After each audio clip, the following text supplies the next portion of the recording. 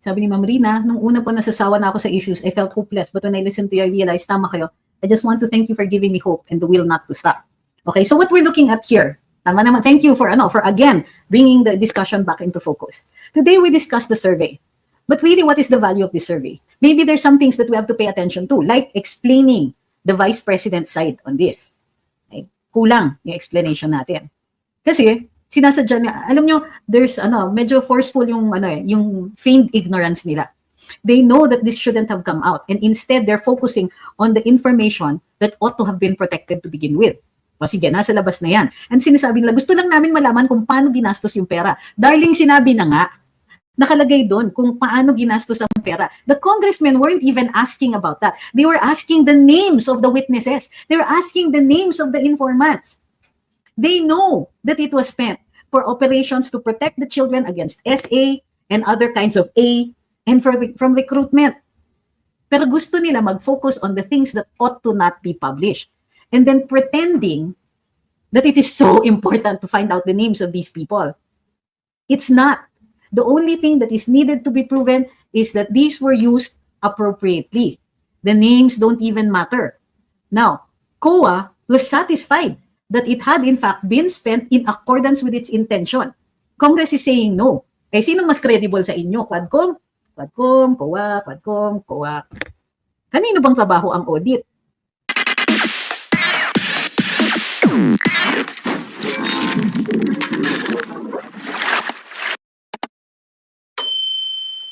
Sabi ni Alex, may chismax pa na nakarating sa'yo about sa pagsanib puwersa ng Tulfo at Tamba vloggers. Narinig ko po sa YouTube na package daw yung mga vloggers na yun to attack Duterte vloggers. No intention to have engagement but to distract. Kaya siguro isa ka sa mga target nila ngayon. I don't care. Alam nyo, there's nothing that they can say about me that has not been said before. Now, ang gagawin nila, manlalabel sila using fake and anonymous accounts. And it won't just be me. It will be everybody with a voice. Everybody who is gaining traction. So what do we do? Number one, any ad hominem should be ignored. Except if they're against our public officials. Kasi pagkikilatis sa mga nakaupo sa gobyerno, kasama dyan ang personalan. Pero sa ordinaryong mamamayan, hindi. Okay?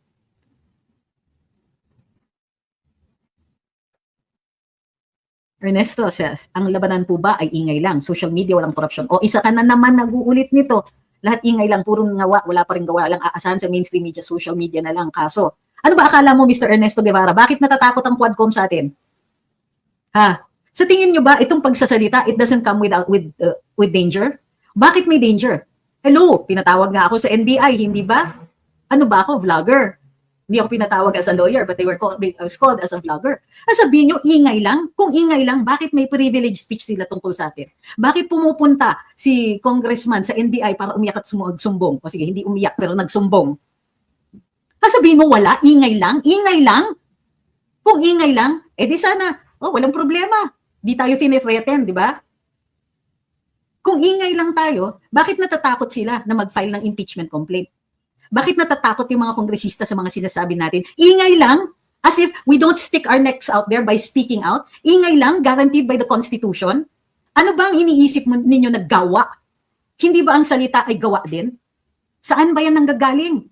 Yung mga iniisip ninyo, if it was ingay lang, why would the Constitution bother to protect free speech? Words have power and they move people. Bago natin ma-move yung mga tao, yung mga katawan para pumunta sila sa EDSA, if that's what you want, you need to move their minds first. And how are you going to do that? Telepathy? You must speak out. Sandata yan.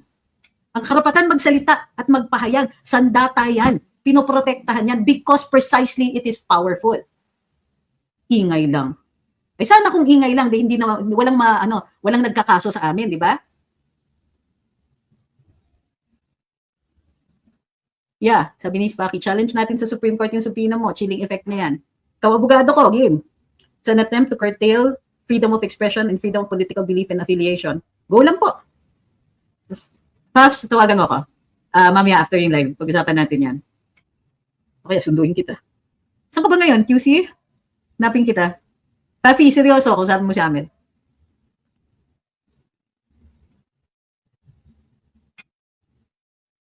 Joy Bascar says, I lived in Germany. Given the history of Germany, the entire black propaganda machine is equivalent to Heinrich Himmler's propaganda machine. It was very well executed. Our 19th Congress is our very own Heinrich Himmler.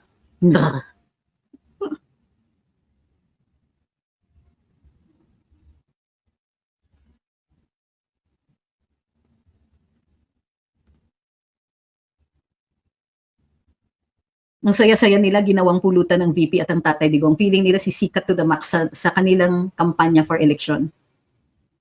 Sabi ni Busog Kid, akala ng mga trolls pag sinagpi na ay may kaso na agad. Ha! Idol nila yung mga buhaya kasi sa Congress na nagko-contempt kahit hindi reasonable. Ma'am Miriam says, sa pakikinig sa iyo, natututo ako kung paano sasagutin ang mga sinasabi na alam kong mali, pero hindi ko mahanap ang tamang salita. Kasi hindi naman kailangan awayin. Dapat sagutin ng punto per punto ang sinasabi nila. Correct. Kaya pag iniinsulto nila tayo, ang sagot dyan, wala ka na kasing argumento, kaya namimersonal ka na lang. Wala ka kasing masabi para madepensahan si Presidente Marcos. Kung sa bagay, mahirap naman pala talagang magdepensa kung walang ginagawa.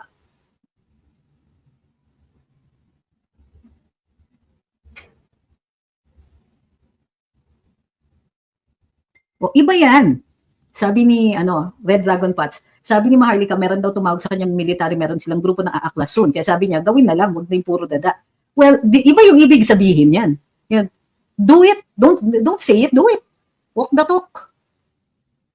Yan ang sinasabi niya. Now, I don't know if that's what she means, but for me, that's what she means. Sabi ni Fafi, yung mga gusto ng AX, in crisis situations yan, no? Ayuda in crisis situations. Basta qualified, mag-organize tayo. Apply kayo. Kapag dininay, dahil walang endorsement ng congressman, ako abogado. Okay, we have another one. Kung ako nagko-commit para mag-assist sa ating military personnel, si Fafi Spaki, kung gusto niya ng X, apply kayo. Pag dininay kayo dahil walang endorsement ng kongresista, get in touch with us. Fafi Spaki will be your lawyer. Okay na?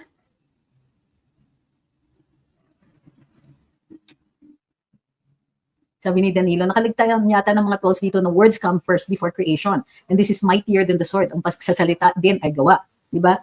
Ano yung sinabi sa Biblia? In the beginning was the Word. And the Word was made flesh. Tamang-tama Pasko, diba?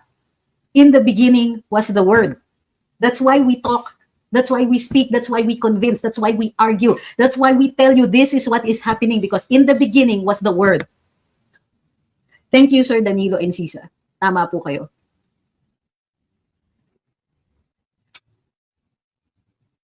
Sabi ni Grace B, sana election. Uy, wag niyang i-kick out yung Ernesto. He just didn't hear the previous. Hindi tayo galit.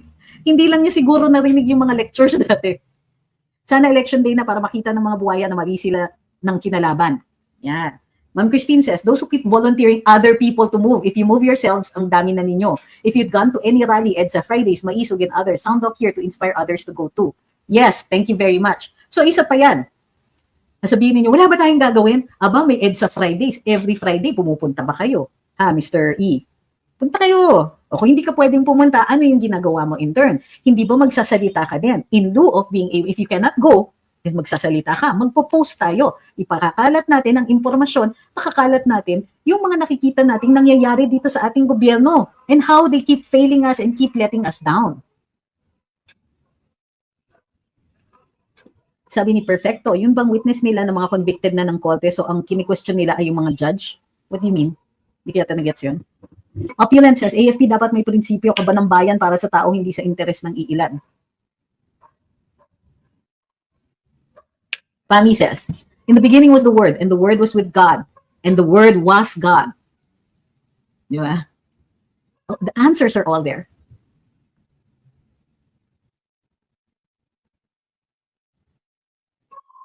Sabi ni Bicolanang makulit, dati po ganyan na yan mag-comment. Ganun ba? Masyadong pessimistic mag-isip. Okay, ma'am. Sorry po, and I'm not questioning your judgment. Okay naman po. Sorry po, attorney, pero makinig lang muna siya. Anyways, time out na. No problem, ma'am. Tama naman kayo dyan. Tama naman kayo dyan. Alam niyo kung bakit? Alam niyo kung bakit tama kayo? Kasi nakakahawa yung nega.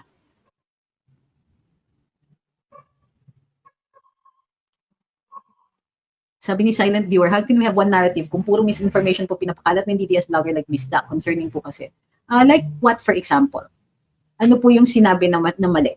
So let's deal with that. Parang ganon, hindi naman natin kailangan awayan. At saka hindi naman to single narrative. The reason bakit ang lakas natin is because we're purely organic, and that's one of the characteristics of being organic, di ba? Is that you're not exactly sharing yung eksaktong views. Yung hindi plakado yan. Hindi yan pare-pareho tayo ng placard, pare-pareho tayo ng pinopost, and so on. Hindi po ganun yan.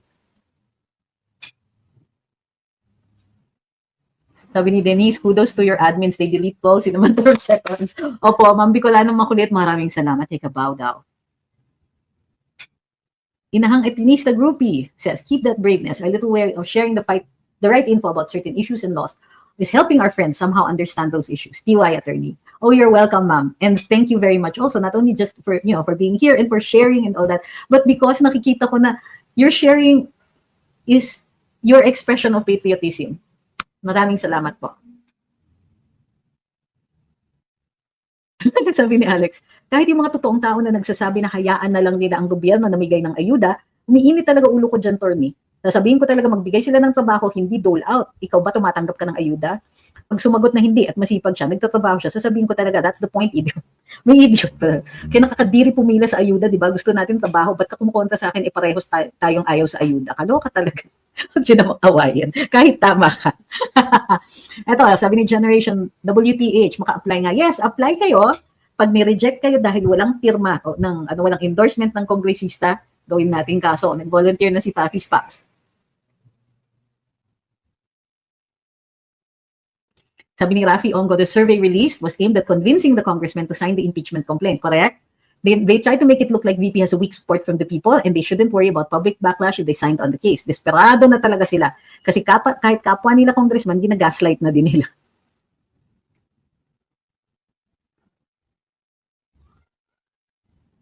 Sabi ni Ben, Sir Bisdak did not give misinformation. So, yun na nga, I want to know. Sabi I want to know what he said. Huwag naman natin i-judge kaagad. Tingnan natin ano yung sinabi. So, we'll gently, you can correct him gently or whatever. Baka naman may konteksto. So, let me know kung ano at kung paano natin i-tutuwid or i-explain factually.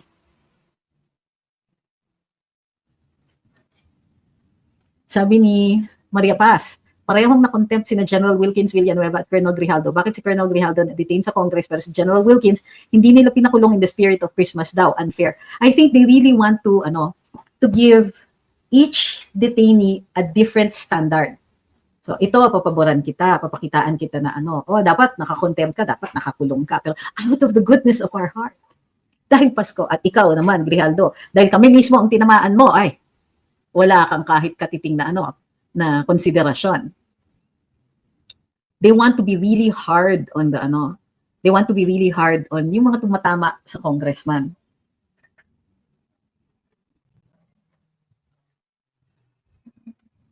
Sabi ni Red, Dragon Pots, kapatid ko po pumupunta dyan sa EDSA tuwing Friday night, binibigyan ko siya ng budget, nakakasama niya yung mga vlogger na sina JM. Ayan. Ma'am, sa election result po ba 100% po ba walang dayaan? Wala namang makakagaranti po ng ganun. Kung sakaling may dayaan, ano po ang plan ng DPS? Una, paano mo masasabing may dayaan unless pumunta ka sa eleksyon, di ba? Unless magkaroon ng eleksyon. So, mag-gather tayo ngayon ng ebidensya tungkol dyan sa dayaan na yan. So, kasi bago tayo maghihirit na, dinaya tayo, kailangan mapapatunayan natin yan.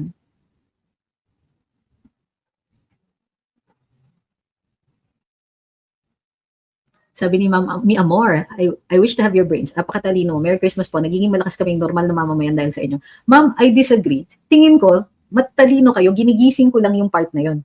Yun lang yung I'm not, ganun. Kumbaga, hindi ako matalino nagbabasa lang. Parang ganun. At hindi rin naman kayo normal in that sense. Tingin ko lahat ng tao matalino. Meron lang tayong kailangan gisingin na part na tingnan mo to. Parang, ano ba to? Wala naman talagang, may mga artists talented, may magaling mag-drawing, magaling mag-painting, magaling pero alam niyo kung saan nag-uumpisa lahat ng artistic talent? Pag tinuruan mo ang isang tao to see things, to look at things, and see what you normally would pass you by. So halimbawa, yung isang halaman dyan sa kanto mo, dinadaan-daanan mo, pero pag tumigil ka, tapos tignan mo ng maigi, makikita mo, ang ganda pala ng hulog ng branch. Ang ganda pala ng bunga niya. Ang ganda pala ng flowers o ng if you need what you need to do and what we are supposed to be doing is to help you see. Anggulo-anggulo din yan, di ba? Yung dito, boring, lampas. Pero pag kinuwento ko halimbawa, ito may backstory yan, makikita nyo na. So it isn't me, it's you. Kayo po yung matalino. Kami ay parang tinatanggal lang namin yung kurtina para makita ninyo.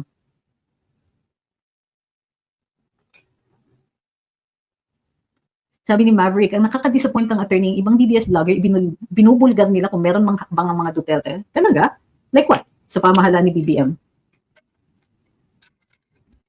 Kaya napaghahandaan ng kampo ni BBM ang mahakbang na yon. Like how? Na how do you know na hindi sila hinihito din ni Duterte? Di ba? Di ba?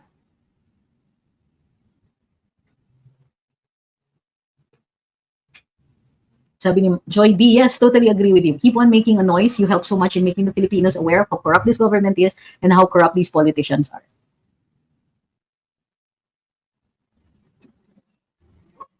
Sabi ni Abigail, mind game si Tatay D. Sabi ni GND from Bisdak, tama po si Bisdak, budod po ang prayer rally tomorrow. Tama na sobra na, dilawan yon.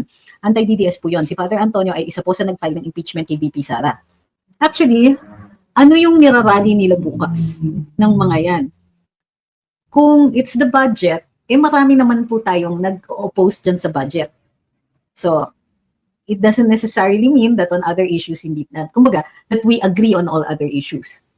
Pero, yun nga, we don't have to go. Pupunta ba tayo dun, sasama ba tayo at makikibaka tayo dun sa mga taong nagpapa-impeach kay VP Inday?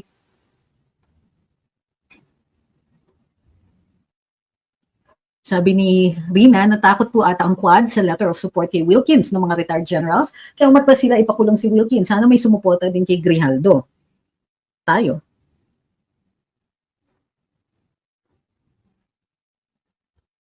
Sabi ni Benji Da Vinci, may post po si KLC na Colonel Grijaldo is pressured to sign an affidavit saying PRD asked him to commit EJ case. If he won't, they will extend his detention beyond Christmas. So kilala naman natin si Colonel Grijaldo kung natanggihan niya yung pagsuporta dun sa affidavit ni Garma, kaya niya yung hindian din.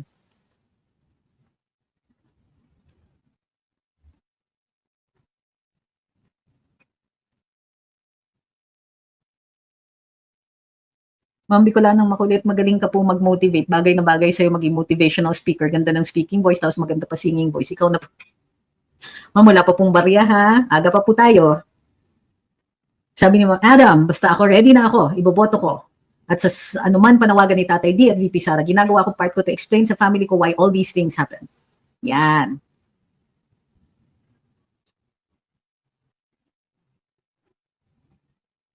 Sabi ni Ma'am Miriam, naku po, mga classmate ko ng HS na ayaw kay BBM, ngayon galit kay VP Sara. Hay, hindi ko maintindihan kung ano logic nila. Ito yung I think we should also point out. Nagagalit sila, let's say, sa maaangas na salita ni VP Inday. Pero hindi sila nagagalit kapag inaabuso ng ating mga kongresista ang kanilang mga posisyon para mag-suborn ng testimonya na gusto nila. Hindi ba yun paglalapastangan sa saligang batas? Mas importante sa kanila yung maangas na salita, mas importante sa kanila yung masasakit o yung mga hindi ka nais-nais na salita. Pero yung greater violence of poverty and of ignorance and of abuses of people in power, hayaan niyo lang yon, okay lang yon. Anong priorities niyo mga te? Hi, Kat. Uy, ang konti naman ng gifters dito ngayon. Sabi ni Jen, kasi attorney, natatamaan sila sa mga pinagsasabi ni Inday Sara. Tamaan kasi sila. Also a good point. Di ba? Thank you kay Aisha. Okay, para dun sa mga nag-gift dito sa sa TikTok natin. Natagal na tayo hindi kumakanta. So, paano nga ang goal dito sa ating gift goals is pag na-complete 'yan, extended yung sa TikTok tapos merong may karaoke lang tayo. Sabi ni Maverick, kung pipirma ba si Colonel Grijaldo sa papel para suportahan ang testimonya ni Garma, mababaliw wala kaya yon dahil sa pinagsasabi niya sa Senate. Para suportahan ang testimonya. Pag pumirma siya, Para sa mababaliwala kaya yon dahil sa pinagsasabi niya sa Senate. Kasi nga, you will now have two opposing statements. Talagang makukonvict siya ng perjury. Sa ni silent viewer, Twin Pixie Sings live, di ko alam, UB kasi. Yes po. Pagka umaabot po ng gift goals doon sa TikTok, may kantahan. But you're also, I also invite everybody else, if gusto nilang kumanta, they have an audience in me. Sabi ni Lance, HGO, Lange, Go Boy, lahat ng family ko sa Iloilo, tatay, FPRD, ma'am. Go. Salamat po sa inyo, ha. Hi kay Daphne Rodrigo, first time niya mag-comment, massive follower of yours. Merry Christmas from London. Nung nasa Davao nga pala ako, maraming nagpa-selfie and all that, pero meron din yung mga nahiya. So kung sakasakali makita ninyo ako, it's okay, lalo-lalo na kung hindi naman ako mukhang nagmamadali. Usually, pag tumatakbo ako, nagmamadali ako. Pero if hindi naman ako mukhang nagmamadali, feel free to approach. Okay lang po yan.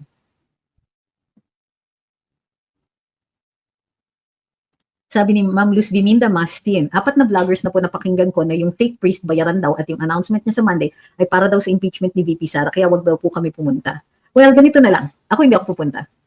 Because I'm too busy. O, di ba? Hindi niyo naman kailangan pumunta. Lalong-lalo na kung hindi natin kilala at hindi natin mapaninindigan yung mga sinasabi ng mga tao dun sa rally na yun. So, in cases like that, o hindi natin to kilala, kilatisin muna natin. At kung hindi tayo sang-ayon sa kanilang paninindigan, kahit pareho tayo ng pananaw doon sa isang issue na yon, hindi tayo pupunta. Sabi ni Ma'am Bicolanang makulit, sayang po, busy kasi si Mayora Anharot, kumakanta po yun, pwede sana siyang umakyat sa TikTok. Sige, mahaba pa naman ang Christmas season. Sabi ni Joe Work, I'm definitely not going to that kind of priest. Sabi ni Rowan, agree po. Kasi pwede naman tayo mag-agree dun sa isang issue. Kahit ano yung political inclination ng tao, we can agree on certain issues. Walang problema yan. Pero hindi ako tatayo sa kalye at pupunta sa lugar ninyo para suportahan kayo kung mayroon kayong sasabihin dyan na hindi ako sang-ayon. Baka pag nandun, ma-hijack tayo, di ba? So, the better part of valor is to stay away. I understand. Yun po yung logic. And ako, I'm really just not going.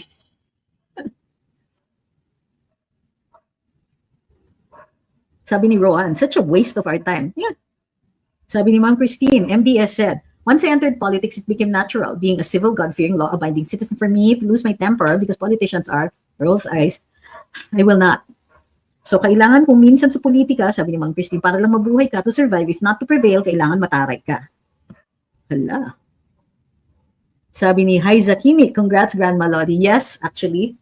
Thank you very much for reminding me.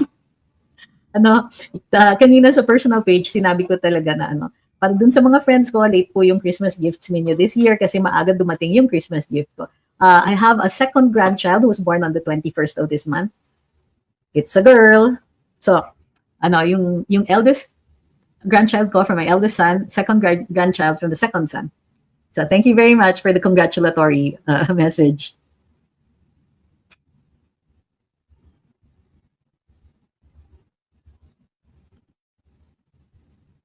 Sabi ni Red Dragon, mabuti pa wag na pumunta kasi pinakita ni Bisdak kung sinong pare, mamaya daw sabihin na VP resign. Correct. Like I said, hindi natin kailangan, kung pupunta tayo sa rally, dapat yung mapapanindigan natin yung sinasabi ng tao. Kung hindi tayo sure dun sa sasabihin nila, then it might be better to not go until maliwanag tayo kung ano ang sasabihin nila doon.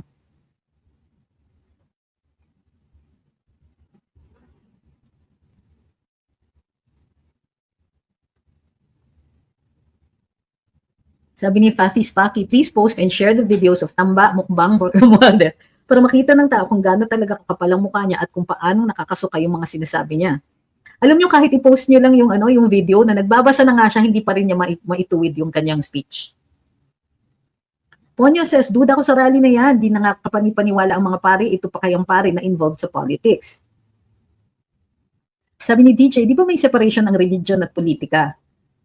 Bang panghihimasok ang pare sa pamumulitika? Okay. Ano ba i-explain ito? The separation of church and state means, on one part, that walang state religion, hindi na ay nagre-require ng religious test, hindi, kumbaga, you're free to choose what religion you're going to believe in or not believe in. Pwede kang may religion, pwede kang wala. On the other hand, we also disallow government from involving itself in the affairs of religion, and religion can also not dictate on government.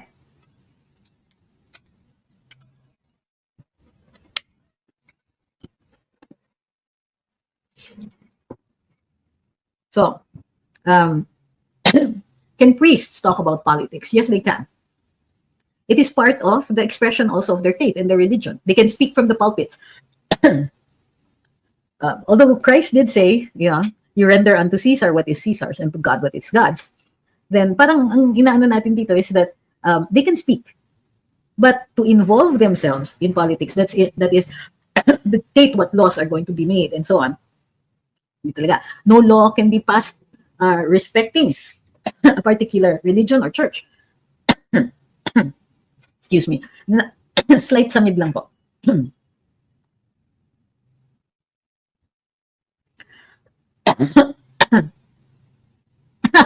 Sabi ni Carlos Miguel, sabi mo sa speech, anak tayo lahat ni Duterte. So, paano tayo Thank you very much. Di ba ganun nga? Paano tayo matatalo ay anak tayo ni Digong? Tawag natin kasi sa kanya Tatay Digong, di ba? And so we are his, kumbaga, political followers, so to speak. And yung isang part doon, which I want you to, I want you also to remember, doon sa speech na yun is, si Duterte, paano siya matatalo nung tumakbo siyang presidente, dala niya yung ating mga pangarap. So yun po, I really want us to remember that. And remember that in 2016, we won. Against all odds, we won. We won because, one, we believed we were going to win. Two, ang dami natin. Hindi tayo matinag nun. We knew kasi going into 2016, alam natin that they would throw everything at us. So tayo, resistant sa lahat. Parang we need to awaken that part of us again. Get into the zone. Is because, but we had leaders then. We had, in 2022, with VP Inday saying, sige, vote this way. Kaya tayo bumoto massively for BBM and Inday Sara. Because VP Inday led us to that decision. Nabudol tayong lahat, but that's beside the point. Rodrigo Duterte very reluctantly agreed to be our candidate. And at the campaign pa lang, leader na natin siya. Ngayon, hesitant si PRD at saka si VP Inday. Kasi, while they want to fight for the people, parang sila sa delikadesa, di ba? Parang sinasabi ni PRD, alam niyo, hindi na ako presidente. Bakit ginagawa niyo pa akong leader ulit? Tatay, wala talaga kasing iba. Kailangan ka namin. Kahit hindi ka nga tumayo dyan, as long as you are still our spiritual leader, we will make it. We'll do it. We will win.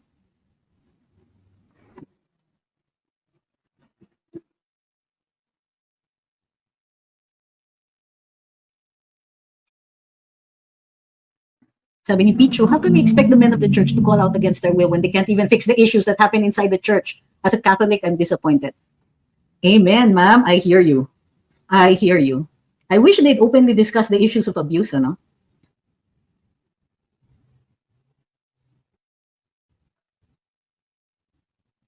Sabi ni JD, yes, they can preach, pero sana lang po respeto.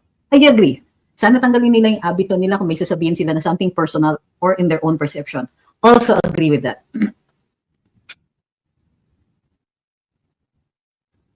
Sabi ni Rolando Bay, ang hirap na sa panahon ngayon dito sa amin sa Cebu, dami ng krimen at rape, pinapatay at naglipa na ang mga droga. Okay, isa pa yan. Doon sa survey, nagugulat ako kasi parang hindi daw masyadong affected. Yung hindi masyadong natalakay yung sa crime rate. Ang sabi is, yung naka-apekto kay BBM were 2 issues. 2 issue lang po ang nakapasok, di ba? Of all the other, it's the West Philippine Sea, tapos yung Pogo. Okay, medyo may pagka-racist pareho So, pero they don't have the stats on the outlook on crime rates. Teka, tingnan natin yung last part. Ito.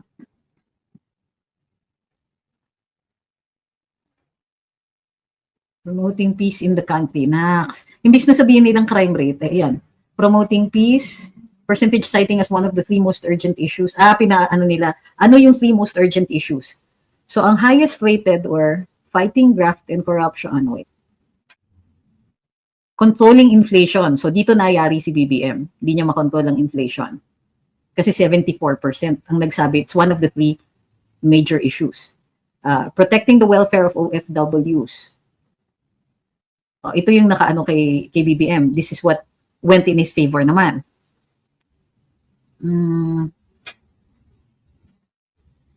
Mababa lang 39 lang % ang enforcing the law on all. Plus fighting criminality, 42% lang. So yung top 3 are controlling inflation, protecting the welfare of OFWs, responding to the needs of areas affected by calamities. So yun po yun. Hindi pala yung WPS. I apologize, mali po yan. Pero ang sinasabi dito is that was part of the context.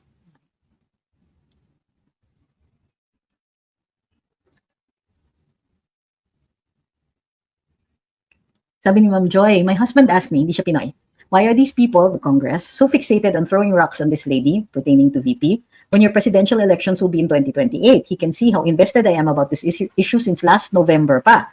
I had to explain about the numbers that the Dutertes have and how Filipinos like their style of leadership and personalities.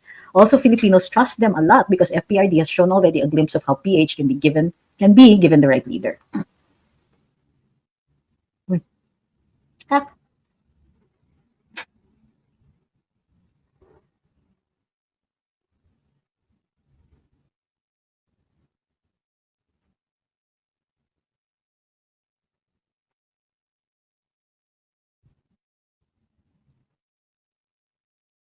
Okay, next. Sabi ni OFW Kalokoy, pa-share po ng listahan ng iboboto mga senador para maikalat sa mga kapamilya at kakilala. Wait, ilalabas natin pag malapit na ang eleksyon. Alam niyo kung bakit? Para walang pagkakataon po na siraan sila ng kabila. Labas natin yan later.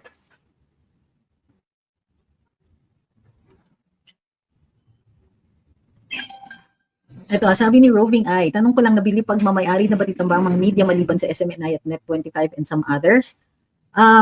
He's buying a lot of media right now. So I don't know kung lahat, pero he has bought a lot. Sabi ni Ma'am Christine PRD in one of his speeches talking about destiny that he became president, lahat tayong Pilipino, first family tayo. He has a way with words, as in super touching, bringing us into the conversation. I love that, yes. But I also would like to remind everybody, while we look to them as leaders, VP Inday and former President Duterte, the fight is actually bigger than them. Gusto nila i-reduce to Duterte and VP Duterte. But the fact is, this is about our rights. This is about our welfare, sa totoo lang.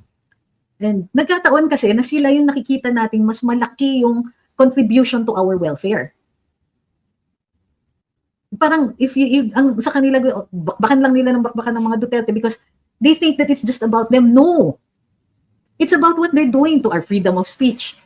It's what they're doing to our right to live peacefully. To our right to a safe environment. To our right for our kids to be educated fully. Meaning pagka yung binibigay nila sa atin substandard education, bakit nag-abala pa sila? Naaksaya lang sila ng pera. It's about how they concentrate so much on giving away money at the expense of development, at the expense of infrastructure, at the expense of government services, rescue and relief, education, military upgrades. Lahat yan nagsuffer. It took a backseat. Bakit? Puro ayuda. And the fact that they keep ignoring us when we say, alam naman natin na may mga congressman na kontratista dyan. Hindi nyo man lang ba kahit bigyan kami ng lip service na iimbestigahan nyo yung taong yun? It's not, yes, we're so worried about what they're doing to the Dutertes because they can do the same things to us. Uy, malakas tong batang to. Siraan ko nga. And believe me, I know because I've experienced that myself.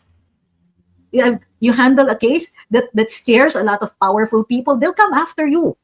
And they'll make people believe that you're the bad person. Ikaw pa yung mali, ikaw pa yung villain. Ang pinaglalaban mo lang karapatan, pero ikaw ang pagmumukha nilang kriminal. Kasuhan ka, I've survived 11 cases against me personally, not criminal cases. They came after my license. They came after me para saktan ako, para siraan ako. I know what it's like. It's the price you pay for activism. I wish lang that there are more Brave people in government. Smart and brave. It's a deadly combination. Brave ka nga, syunga-syunga naman. Eh di, wala tayong magagawa dyan. Pero, di ba, it isn't just about them. Nilalapastangan nila yung karapatan ni VP Inday. Ginugulo nila si FPRD. Kaya nilang gawin yan sa atin. And how dare you do this to the people who have been rendering services? Kayo dyan nakaupo, enjoying your parliamentary immunity. Bira kayo ng bira.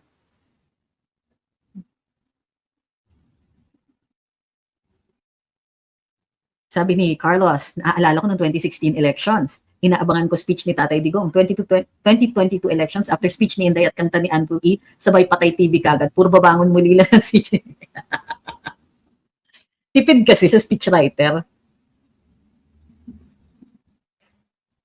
Sabi ni Tolitz, do I have to unfollow Coach Jarrett? Kasi dati maka-Duterte siya. Ano po gagawin ko? Hindi na po siya maka-Duterte. He attacks the Dutertes already. So if this bothers you, ako, for your peace of mind, wala ka rin naman makukuha masyadong unfollow ka muna.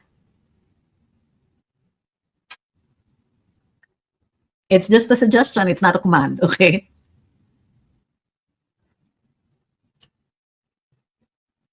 Nabalitaan ko po dati yung sa license niyo po, nalungkot talaga ako at that time. Marami naman may alam ng konteksto. Pero kung hindi nila alam yung konteksto at babakbakan pa rin nila ako, don't worry, the right people naman know what that was about. And that's all I can say. Kasi sa totoo lang, ako, I try not to keep enemies eh. Kumbaga, there are many ways to get rid of your enemies. And one of the best and easiest ones is for you to get along. Right? Para sa akin, trabaho kasi, abogado ka, you represent a certain side. Pag hindi na ikaw ang abogado, pwede mo nang kausapin yung kabila, di ba? You no longer represent a particular side. Ngayon pa man, I don't need to explain myself to certain people. I don't need to explain the context. Ang alam ko lang is that I tick off a lot of very powerful people. And I'm willing to do it again.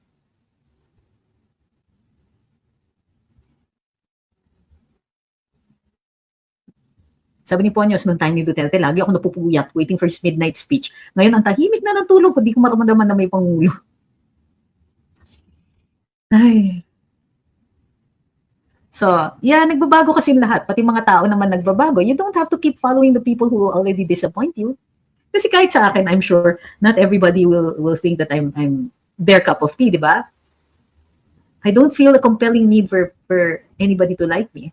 I am flattered, and I like the idea when you agree with what I have to say, because you see you see things the way I see it. Kumbaga, if I'm able to paint you a picture and you see that picture the way I intend you to see, then I have succeeded. Okay lang.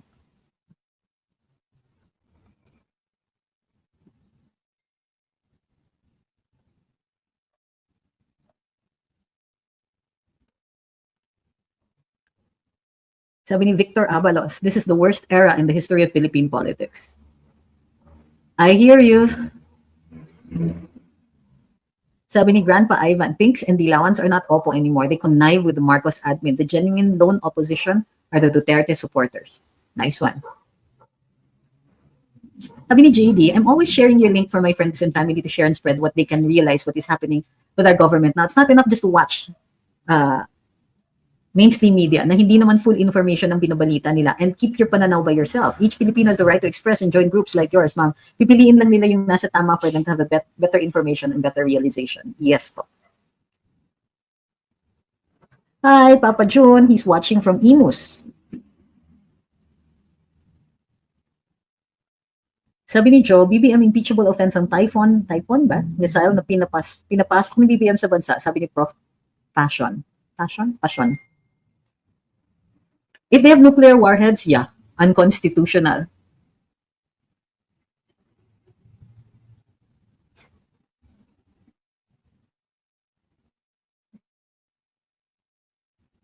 Sabi ni Busog, if may speech si BBM, parang mga tao nag-aabang na lang kung ano pang kabi ang sasabihan. Unlike kay Tatay Diggs, nag-chill po tayong lahat.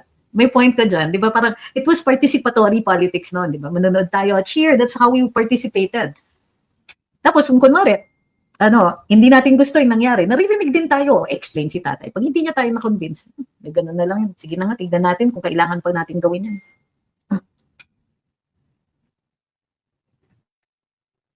So maraming salamat. Tandaan po natin, itong survey na ito, there are several theories na that have been bounced around in this discussion. Is that the problem with this survey is that it loses credibility when they talk about the Dutertes in such a way. Parang yung pagka-explain nila ng konteksto, very objective pagdating kay Pangulo, pero pagdating kay VP Inday at saka kay former President Duterte, ay, pumipilantik na yung mga in hot water, in trouble,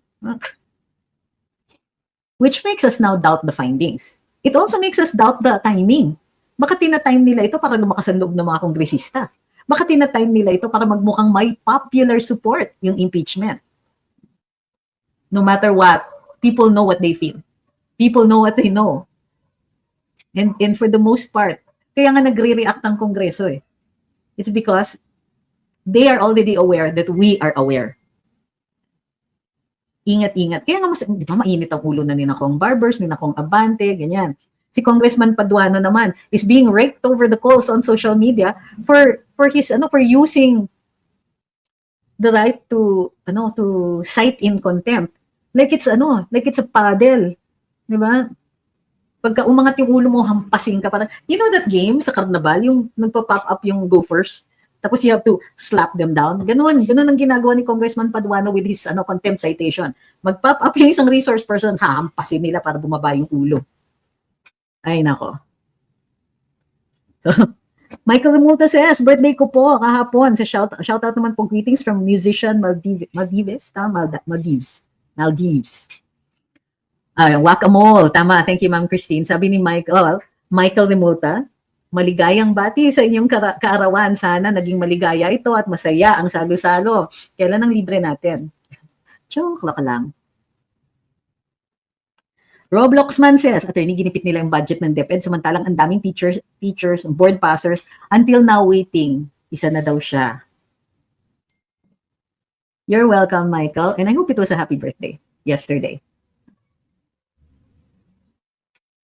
Yun, sabi ni Beowulf, Bagong Pilipinas, a republic of kleptocracy, yan ang BBM admin. Tapos, ito dyan sa survey, parang ang lumalabas yung issues of graft pa ang problema ni VP Inday. Okay. Sige yun pala. Then we will now talk about all of these so-called issues. Post on social media, the defenses of VP Inday on yung mga paratang nitong mga trolls sa kanya. So, maraming salamat po sa